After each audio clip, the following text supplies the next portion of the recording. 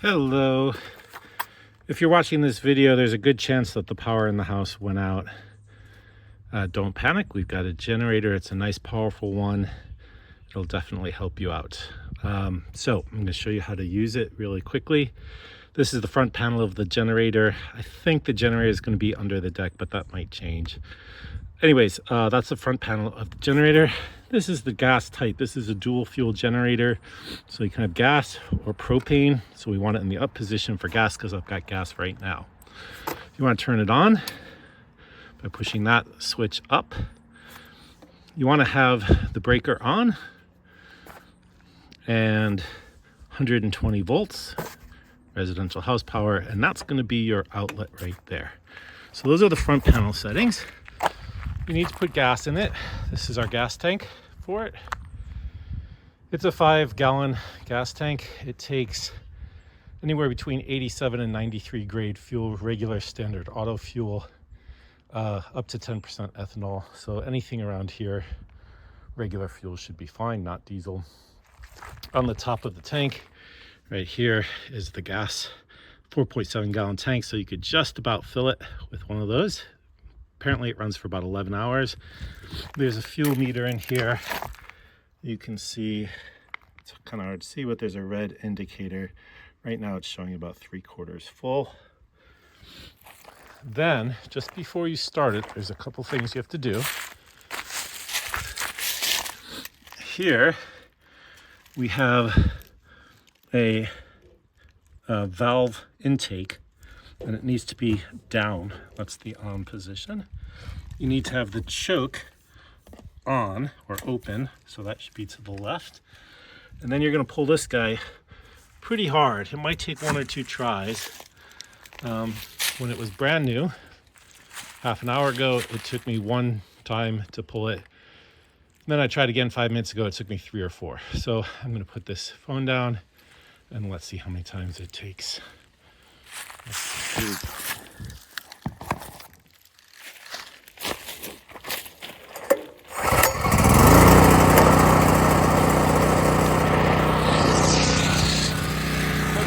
so I got it on the first try.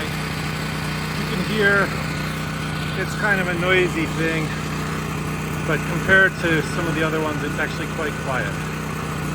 So if all the settings are made correctly, then you can just take the orange extension cord and plug it into the outlet on the generator. The extension cord, I think it's 50 feet, so it's fine. The generator, by the way, should be about 20 feet from the house. Definitely not in the garage or anywhere in the house. And then right here,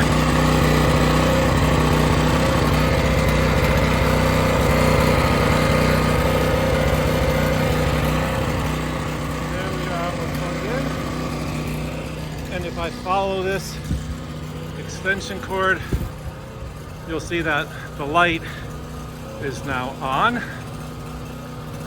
I'm going to turn the light off. The light's very simple. I think it's 6 watts, so it takes nothing to run this thing. But that heater there is a 1500 watt heater, so that's quite a bit. This is a 5300 watt generator, so it should be able to handle 3 of these generators all at once to heat the house up pretty quickly. So let's just try that. Let me put this down for a second.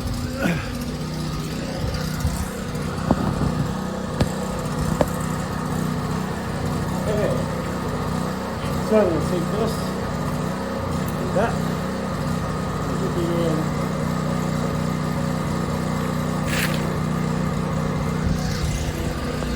Now it'll take a few minutes for the coils on the heater to warm up, but you can see it's definitely running.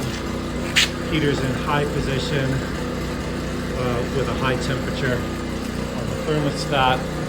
I'll give it 30 seconds just so you can see the orange coil going.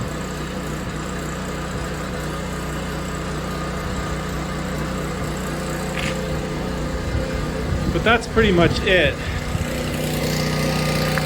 for the generator. I'll turn it off in a second. And we can see right now, there's the orange coils going. So everything's working as it should. Here's how you turn it off. You're just going to press that same power button down.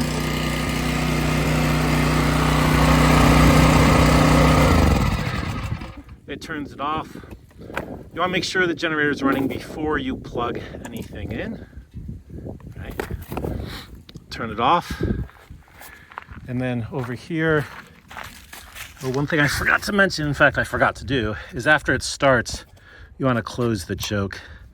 It can run for a minute or two with it open, but it's better just to close it, make sure it's closed. We're going to close the valve, and it's done. It's a pretty heavy little thing. It's about 150 pounds, but there's this handle, which is set really ergonomically well, that allows you just to lift and transport on the wheels. It's not hard at all.